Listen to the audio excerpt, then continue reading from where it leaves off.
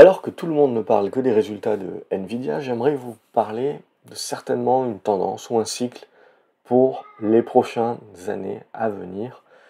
Et ce cycle-là, c'est potentiellement un retour sur les actions à dividendes. Alors, je sais très bien ce que vous allez me dire, mais les actions à dividendes, c'est pas nouveau, c'est une stratégie qui est bien connue. On continue aujourd'hui déjà d'acheter et d'investir sur des actions à dividendes. Mais je pense qu'il faut rentrer un petit peu plus dans le détail, puisque en fait, je pense que la majorité des gens se fourvoient quand ils parlent de stratégie de dividendes. Ils vont chercher avant tout à sélectionner leurs actions de par le dividende qui est versé. Or, ce que l'on veut, c'est avant tout sélectionner des business avec des actifs tangibles qui ne sont pas des pièges, des mastodontes au pied d'argile, si vous voulez, qui sont en train surtout de perdre des parts de marché, et qui, in fine, finiront par réduire ou sucrer leurs dividendes. Donc acheter une action que parce qu'elle verse un gros dividende, ce n'est pas suffisant. Ce que l'on veut, c'est d'abord sélectionner le business, l'action. Si elle verse le dividende, c'est la cerise sur le gâteau.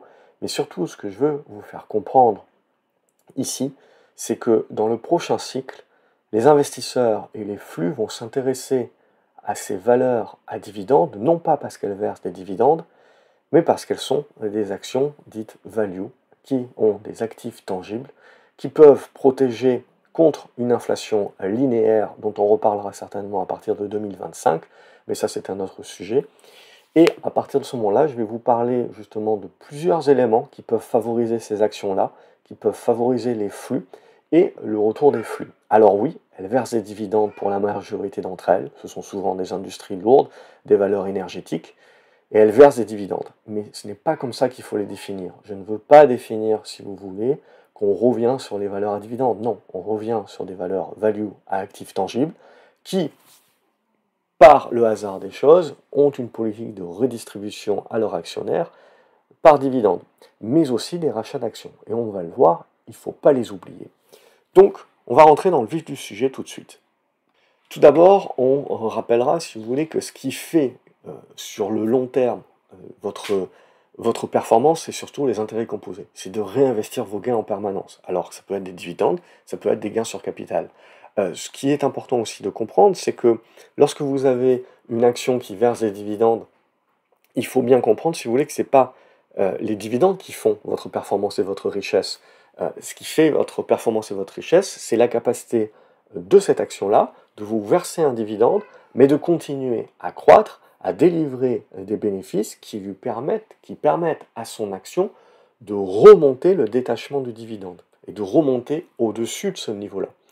Parce que le dividende en soi, à l'instant T, ça ne vous rapporte rien, puisque ce que l'on vous donne, et qui va être imposé d'ailleurs, si ce n'est dans des enveloppes fiscales particulières, ce que l'on vous donne, c'est retiré de votre capital, c'est retiré du prix de l'action à l'instant T. Donc ça veut dire que pour gagner avec les dividendes, on se trompe encore de débat, si vous voulez, c'est surtout que l'on gagne avec la progression du prix de l'action.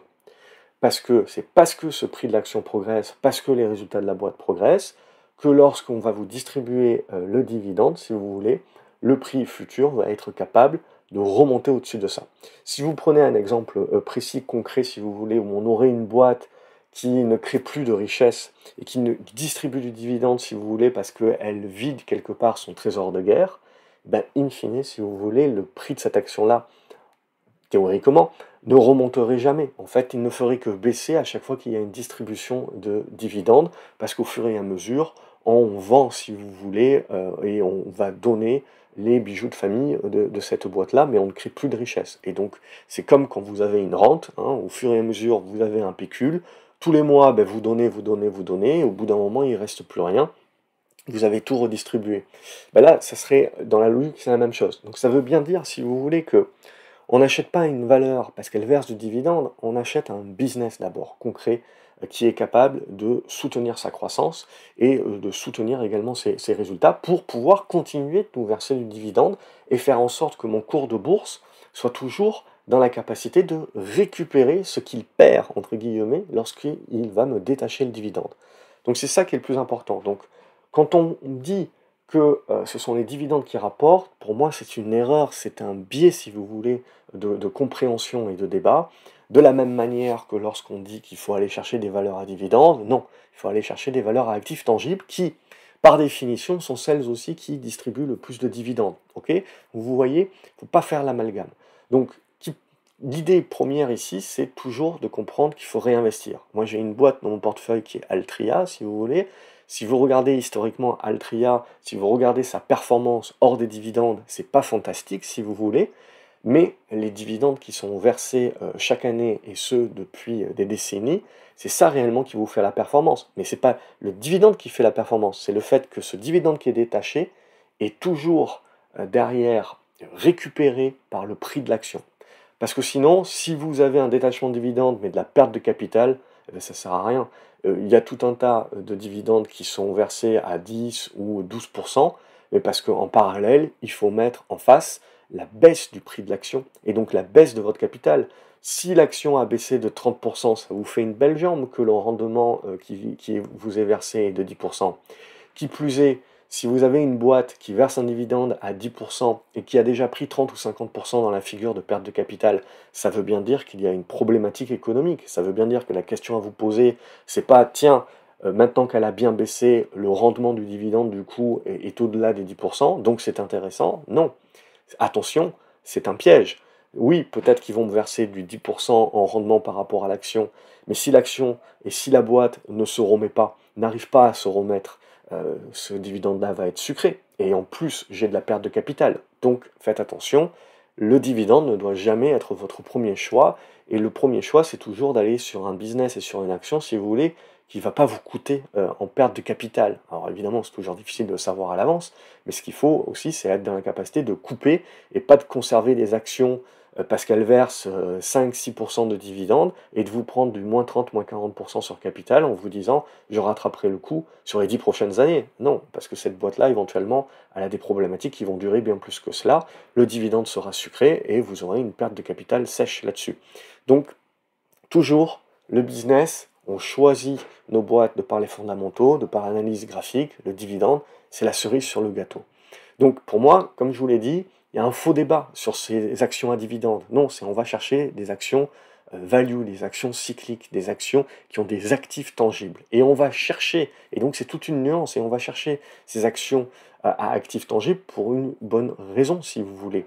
C'est que dans un avenir plus ou moins certain, tout le monde est en train de nous expliquer que l'inflation baisse, que les taux vont baisser, oui, mais la grosse question c'est est-ce qu'on revient à une japonisation, donc c'est-à-dire des taux à zéro et une inflation à zéro également, et on reste comme ça pendant des années, auquel cas le marché va continuer de vouloir privilégier plutôt des valeurs de croissance, et donc plutôt des valeurs justement où on va accepter de payer les profits futurs et de valoriser les profits futurs de manière plus importante que les profits actuels, ou au contraire, est-ce que cette baisse de l'inflation va à un moment donné se stopper au-dessus en fait du niveau qu'on a connu ces 10 dernières années, et donc certes l'inflation aura baissé, en fait on aura eu une désinflation, l'inflation elle continue de monter, c'est juste qu'on a une moindre inflation, donc une désinflation, mais en gros on resterait sur des niveaux supérieurs que ce qu'on a connu ces 5-6 dernières années, et pareil pour les taux vont baisser, ils vont peut-être revenir quand on parle des US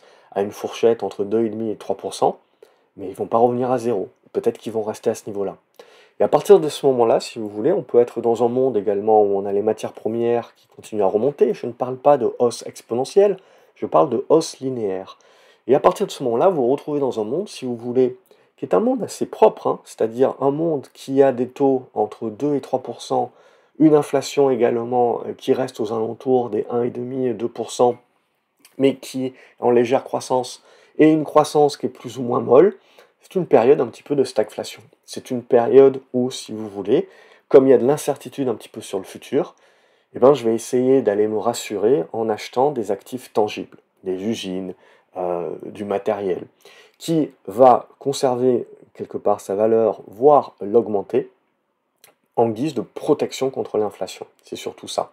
Donc en gros, vous renversez la table dans ce type de scénario-là, où vous dites, eh ben moi ce que je veux, c'est privilégier plutôt, c'est les profits actuels, et je vais moins valoriser les profits futurs. En gros, on renverse la table. Et évidemment, c'est quelque chose qui est peu connu parce que finalement, ça fait 15 ans qu'on est uniquement dans la table baisse des taux, taux à zéro, et donc croissance, et il n'y a que ça. Visibilité des revenus, et je ne fais que payer ça finalement, ma récurrence et ma visibilité sur mes revenus et mes profits futurs. Et c'est ça que je vais valoriser. Et donc on se retrouve avec un certain nombre de boîtes, d'industries lourdes, de matières premières, d'énergie, qui se payent aujourd'hui 5 ou 6 fois leurs profits futurs, des années à venir, qui vous versent de 5 ou 6% de rendement qui est sûr, parce que vous avez énormément de cash également et d'actifs tangibles qui vont faire le backup là-dessus, et des boîtes, si vous voulez, l'on n'apprécie pas, parce qu'elles ont une non-récurrence de leurs revenus, et donc en fonction des hauts et des bas de cycle, elles peuvent avoir une grosse volatilité sur leurs profits, et donc ça, les marchés et les gérants en ont pris peur, si vous voulez, ces dernières années, parce que pourquoi s'enquiquiner, si vous voulez, à sélectionner ces valeurs-là et à essayer de deviner le cycle, alors que vous pouvez acheter des valeurs tech aujourd'hui qui ont une visibilité sur leurs revenus, qui ont une récurrence avec les abonnements, les trucs, les machins, sur les années à venir. Et ça, évidemment, tout le monde s'est mis à payer là-dessus, et c'est ce qui a créé les concentrations sur les indices. Mais à un moment donné, si vous voulez, à un moment donné ou à un autre, vous renversez la table. Il y a plusieurs raisons à cela, et on va justement le voir ensemble. D'une part, ce que je veux vous rapporter, c'est que vous avez toujours des cycles en bourse. Et il y a des cycles où on va favoriser les valeurs value, et donc les valeurs qui versent des dividendes, et les cycles où on va favoriser les valeurs de croissance. Et alors c'est très compliqué, parce que depuis une dizaine d'années, ces valeurs de croissance, elles ne versent pas des dividendes, ou très peu, mais elles versent surtout une autre distribution de richesse, c'est le rachat d'actions. Donc en gros, c'est compliqué quand on va regarder les statistiques, parce que ce que l'on se dit toujours, c'est que tout le monde va toujours faire l'erreur de regarder le S&P d'il y a 30 ans et le comparer et à faire des ratios avec le S&P d'aujourd'hui. Or, les valeurs qui composent le S&P aujourd'hui ne sont plus du tout les mêmes catégories, les mêmes secteurs d'activité qu'il y a 30 ans et qu'il y a même 20 ans. On avait, si vous voulez, un S&P qui était essentiellement basé sur des valeurs industrielles, basé sur des valeurs énergétiques, et donc qui versait des dividendes. Et c'était ça qui était concentré avant. Et aujourd'hui, on a des valeurs tech qui en versent très peu, mais qui font du rachat d'actions. Ce qui fait que quand vous regardez vos statistiques, si vous voulez, vous avez l'impression aujourd'hui que le S&P verse très peu de dividendes, alors qu'il en verse plus que ce que vous croyez, parce que tout simplement, la pondération des valeurs qui n'en versent pas est supérieure à ce qu'on avait il y a 20 ans ou il y a 30 ans. Mais pour autant, ces valeurs-là font du rachat d'actions. Donc c'est une autre forme de redistribution des richesses qu'il faudrait intégrer aussi. Et donc ici, ce que vous avez sur ce tableau, c'est que vous voyez à peu près la performance du S&P 500 et la part de performance qui est donnée, si vous voulez, par les actions à dividendes.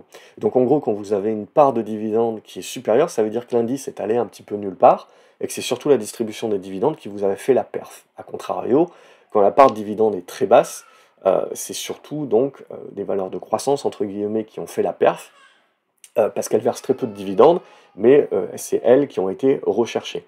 Et comme vous le voyez, si vous voulez, on alterne des décennies où les valeurs à dividendes vont faire l'essentiel de la perf, et d'autres décennies où elles ne le font pas. Ce que l'on voit, c'est que depuis 2010, globalement, c'est essentiellement les valeurs de croissance qui sont la locomotive, mais font des rachats d'actions.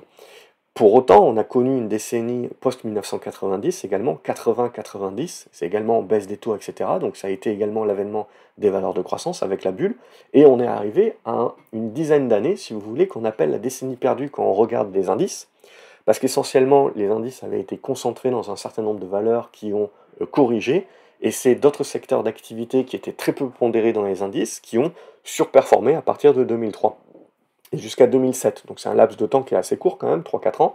Mais si vous voulez, les indices et vos ETF, quelque part, quand vous avez des trucs qui performent et qui font du x2, du x3, mais qui étaient pondérés à 1 ou 2% de l'indice, et que vous avez des trucs qui sous-performent, qui sont à moins 20, moins 30%, mais qui étaient pondérés à 7-8% de l'indice, forcément, vous avez un temps d'ajustement qui fait que votre indice, vous êtes dans de la décennie perdue, parce que votre indice a besoin de faire la rotation et ça prend un petit peu plus de temps que ce que vous pensez. Et plus vous êtes concentré dans un secteur d'activité et pas du tout concentré dans un autre, et plus le jour où vous avez le retour de balancier, ça prend un petit peu plus de temps.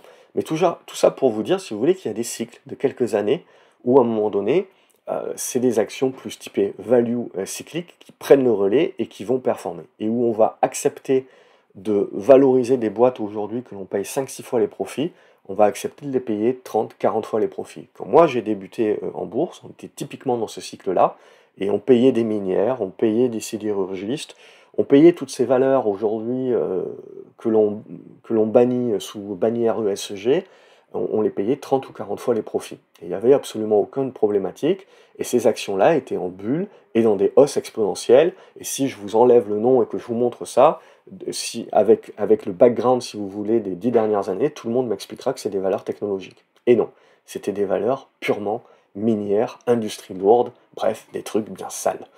Mais typiquement, c'est une question de flux, c'est une question de marché. C'est ça qu'il faut comprendre. Il y a toujours des revalorisations qui se mettent en place sur le marché. C'est une question de flux à un moment donné. Et donc, une boîte aujourd'hui, même si ses profits n'évoluent pas, on va dire ne double pas ou ne triple pas, peut voir sa valorisation tripler parce qu'il y a une revalorisation du marché sur une base justement que l'inflation va peut-être redevenir linéaire à partir de l'année prochaine.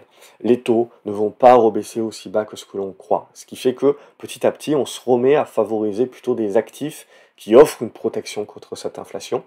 Ne pas oublier une dynamique matière première également. Ne pas oublier que certes, si on parle démographie qui baisse en Occident, on a de plus en plus d'entrants dans une classe moyenne dans les pays émergents qui veulent consommer à l'occidental. Et donc, in fine, si vous voulez, on a toujours besoin de plus de matières premières. Et tout ce qui est économie verte est encore plus dispendieuse en matières premières que ce qui est sale. Donc, une fois qu'on a bouclé la boucle, si vous voulez, on continue. Je vais juste rappeler la petite définition. L'essor des valeurs value veut dire que les investisseurs sont incertains sur la croissance à venir et voient, en plus d'une croissance molle économique, l'avènement d'une inflation linéaire. Ils cherchent à se protéger avec des actifs tangibles qui offrent une protection et s'apprécient avec l'inflation. Il y a un socle fondamental qui les rassure sur ces valeurs-là. Vous touchez un dividende, vous n'êtes pas obligé de partir pleinement sur de l'obligataire pour vous protéger également. Vous avez un paquet de gérants, n'oublions pas, qui ont des réglementations à suivre et qui doivent conserver une part d'action. Quand vous avez conservé une part d'action, que l'avenir est incertain, vous allez chercher peut-être de l'obligataire qui sera très favorable en plus si on part sur du hard landing et pas sur du soft landing. Et si vous avez même du soft landing, si vous voulez, vous avez toutes les actions cycliques value qui, pour moi, aujourd'hui, sont mal valorisées et pourraient retrouver un certain nombre de flux. Donc c'est ça que l'on va jouer ici. Ici, vous avez un chart qui sera souvent dévoilé par les personnes qui vont vous dire les actions c'est mort, il faut acheter que de l'obligataire parce que vous avez des obligations à 10 ans aujourd'hui à 4 ou 5%, selon État ou entreprise. Pourquoi vous allez vous embêter à prendre du risque sur... En gros, quand vous voyez ce graphique-là, on va vous expliquer que voilà, le rendement du S&P, si vous voulez, est à 1,5%. Pourquoi s'embêter ? Je vais chercher le rendement de dividende, hein. Je vais aller chercher de l'obligataire. Vous voyez que dans les années 60-80, vous aviez du rendement à 4, 5, 6%. En gros, ça veut dire parce que le S&P des années 70, c'est pas du tout le S&P des années 2020. C'est essentiellement un S&P qui, au fur et à mesure des décennies 90, 2000, 2010, et en fait, s'est tourné de plus en plus vers la tech, qui ne verse pas de dividendes. Si j'intégrais les rachats d'actions, il y a fort à parier que la rentabilité in fine calculée, parce que votre cours de bourse continue d'évoluer avec des rachats d'actions, vous diminuez, si vous voulez, le nombre d'actions disponibles, donc vous diminuez l'offre, et bien très certainement qu'on aurait des rentabilités de performance qui sont supérieures, qui sont à 6, 7, 8%. Donc c'est-à-dire que aujourd'hui, si vous voulez, si vous regardez des valeurs énergétiques qui ont des très faibles pondérations dans le S&P 500 et donc qui ne vont pas permettre de faire remonter la moyenne parce qu'elles versent des dividendes à 5, 6, 7%, si vous prenez des valeurs technologiques qui versent très peu de dividendes, mais qui font du rachat d'actions à gogo, souvent sur à peu près 10% de leur capital, ce graphique-là, en fait, vous mène dans l'erreur. Parce que vous voyez bien que la rentabilité, si vous voulez, de votre performance en dividende ou en rachat d'actions est bien supérieure à ce que le S&P veut bien vous faire croire. Et ce qu'il faut bien faire savoir, si vous voulez, c'est que vous avez aujourd'hui 15 ans de cycle de surpondération des actions de semi-conducteurs, alors que vous aviez un S&P dans les années 70-80 qui était essentiellement sur des actions, les Nifty 50 comme on les appelle, puis essentiellement aussi de l'énergie. Donc forcément, c'était des actions qui étaient beaucoup plus value, beaucoup plus industrielles, et qui versaient des dividendes. Donc c'est bien comprendre, si vous voulez, que quand tous les charts qu'on va vous montrer pour faire des ratios, des comparaisons entre les années 70 et 2020, ça vaut rien parce que le S&P a complètement changé également de face à l'intérieur. Donc il faut également prendre ça en considération. On a tendance à penser donc que les valeurs de dividendes, plus elles vous versent de dividendes, mieux c'est. Ici, vous avez un tableau qui va récapituler selon plusieurs décennies la performance du S&P 500, la performance des actions à dividendes. Dans le premier quintile, si vous voulez, c'est les actions à dividendes qui en versent le plus, et le dernier quintile, c'est les actions à dividendes qui en versent le moins. Ce que vous allez remarquer, c'est que selon les décennies, c'est très différent. Il y a des décennies en fait qui sont pro-value, et donc on va chercher les actions à dividendes, et donc elles vont surperformer l'indice. Vous avez des décennies qui sont pro-croissance, les taux sont en baisse, etc. Et donc on ne va pas du tout rechercher les valeurs à dividendes. Et ce qu'il faut regarder à l'intérieur, c'est que vous allez vous rendre compte que très souvent, les valeurs qui versent de gros dividendes vont sous-performer les valeurs qui versent de gros dividendes, mais un petit peu moins que le premier quintile, qui vont en règle générale plus surperformer celle du premier quintile. Pourquoi? Parce que les actions à dividendes qui versent les plus gros dividendes, c'est souvent des trucs qui ne sont pas durables dans le temps. Alors soit ils ont vendu les bijoux de famille et donc ils font un versement exceptionnel. Soit en effet le business est en train de taper, donc vous avez un gros rendement du dividende, mais votre action, le capital de votre action a énormément baissé aussi, donc il faut le prendre en considération. Bref, là où on retrouve les meilleures performances, finalement, c'est dans les actions qui versent de bons dividendes, mais qui ne sont pas non plus exceptionnelles. Okay, et en fait, vous réduisez votre risque, parce que très souvent, quand il y a un dividende exceptionnel qui est versé, c'est parce qu'il y a une raison derrière. Soit une raison exceptionnelle aussi, donc éphémère, soit une incapacité du business futur à pouvoir continuer de payer ça. Et en gros, c'est là où on arrive au prochain chart, c'est le fait que quand on achète des actions value qui versent des dividendes, ce que l'on veut acheter, c'est dividendes, c'est des actions de qualité. Alors très souvent, des personnes vont vous dire qu'il faut acheter les actions qui versent pour la première fois un dividende ou qui augmentent le dividende. Ce que ça veut vraiment dire, ça, ce sont des business, si vous voulez, qui sont en bonne santé. Et donc comme ils sont en bonne santé et qui créent plus de richesses, et bien, ils distribuent plus de dividendes à leurs actionnaires. Ou ils se mettent à faire du rachat d'actions. Parce que là aussi, il faudrait intégrer les actions qui font du rachat d'actions. Donc en gros, on voit bien que ce qui performe le plus, c'est essentiellement les actions qui ont des bons résultats et qui ont des bons résultats dans le temps et qui vont donc vous verser le dividende et vous augmenter le dividende. Mais essentiellement, si vous voulez, vous voyez un equal weight qui est ici en performance. Vous voyez que s'il n'y a pas de changement dans le dividende ou très peu de changement dans le dividende, il n'y a pas vraiment de performance, vous avez même une sous-performance. Et évidemment, ceux qui ne payent pas de dividendes, etc., ou qui coupent leurs dividendes, c'est essentiellement des business qui sont en manque de cash et dans des problématiques, donc forcément ils sous-performent. Mais ce qu'il faut bien se dire là aussi, c'est que ça serait bien intégré dans ce tableau-là, les actions qui font des rachats d'actions, comme si c'était du dividende, parce que quelque part, c'est un retour à l'actionnaire aussi. Ici, vous avez les montants de cash dans les caisses des entreprises. Alors oui, vous le voyez qu'on est sur des plus hauts, et donc la grosse question, c'est qu'est-ce qu'on fait de ce cash? Qu'est-ce qu'on va faire de cet argent? Qu'est-ce que les entreprises vont faire de cet argent? La première chose à se dire, c'est que finalement, c'est détenu dans peu de mains. C'est peu d'entreprises, c'est un effet Pareto, vous avez 20% des entreprises qui vont détenir 80% de ce cash-là. Donc c'est essentiellement aujourd'hui des actions technologiques, énergétiques, etc., qui ont des revenus qui leur permettent de mettre beaucoup de cash de côté, de faire de la distribution de dividendes ou de faire du rachat d'actions avec ce cash-là, mais ils ont toujours énormément de cash. Alors il peut y avoir des fusions-acquisitions, donc il peut continuer de soutenir le marché, mais il peut continuer d'avoir encore plus de rachats d'actions et encore plus, si vous voulez, de distribution de dividendes.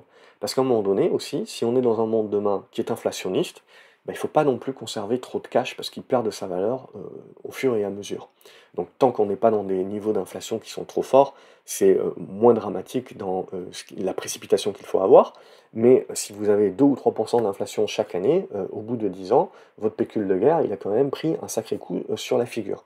Donc il y a toute cette question de qu'est-ce que vont faire les entreprises de cash. Si votre avenir est incertain, vous allez investir en effet pour l'avenir, mais vous allez moindrement investir. Donc en gros, vous n'avez pas besoin d'autant investir dans le développement de votre croissance, de votre outillage, etc. Donc il y a pas mal de capex et ce genre de choses-là, mais à un moment donné, si vous voulez, c'est pas parce que vous investissez encore plus que vous allez avoir une rentabilité du capital qui va augmenter, voire c'est même le contraire qui va se passer. Donc va y avoir à un moment donné cette question pour pas mal d'entreprises de se dire, ça vaut à un moment donné plus le coût également que je redistribue cet argent-là à l'actionnaire. Donc comme je vais redistribuer cet argent-là à l'actionnaire dans un environnement incertain, avec un petit peu d'inflation sticky, etc., ben je vais attirer les gérants et l'argent des gérants également vers ces actions-là, parce que ça va être un socle fondamental. Ça va rassurer, ça va être de l'actif tangible, et on va pouvoir se dire, ok, ça vaut tant, et c'est tout, point barre. Je ne suis pas dans une projection de l'avenir et de ma croissance future.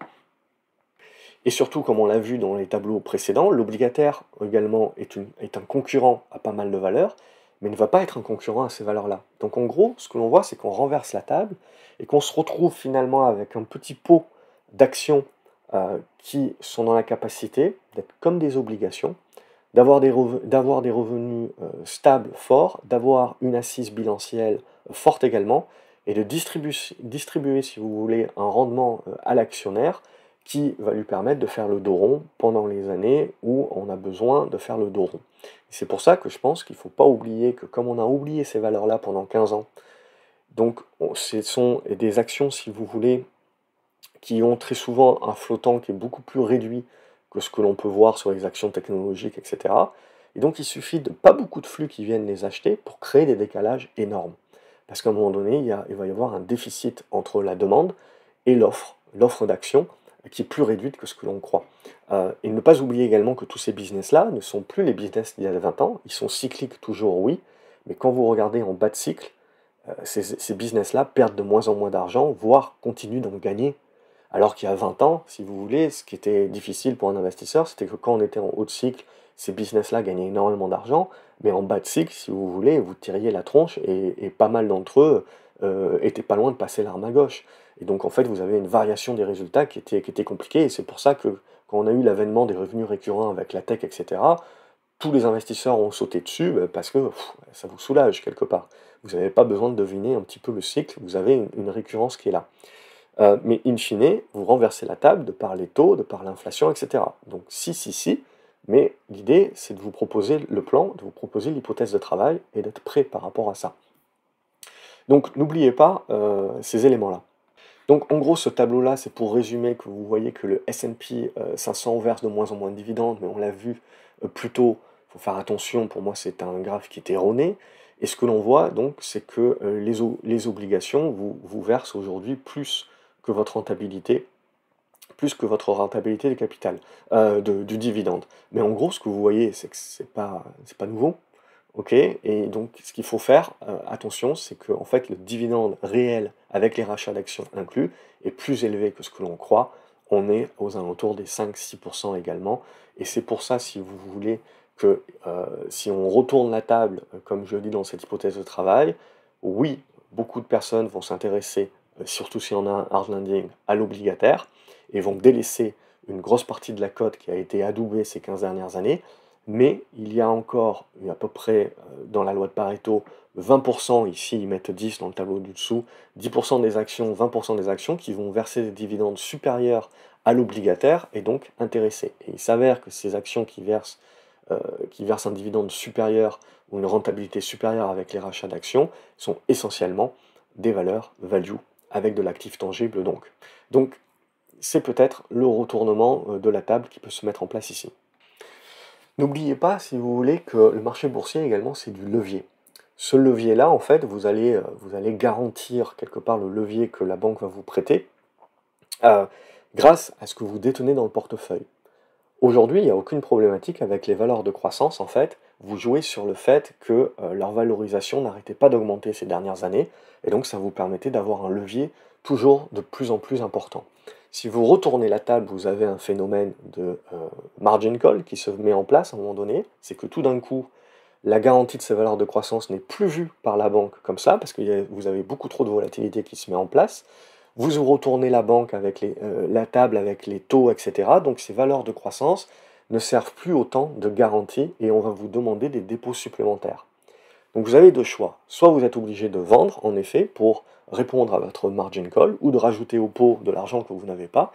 euh, ou vous retournez la table de votre portefeuille. C'est-à-dire que les banques vont accepter à ce moment-là de trouver finalement plus de garanties dans des actifs tangibles, dans des actions qui délivrent des actifs tangibles. Et donc, elles vont vous permettre de pouvoir emprunter de l'argent ou de garder vos niveaux de garantie si vous retournez également les valeurs que vous avez. C'est-à-dire que les valeurs de croissance auront moins de garantie que les valeurs value, les grosses value.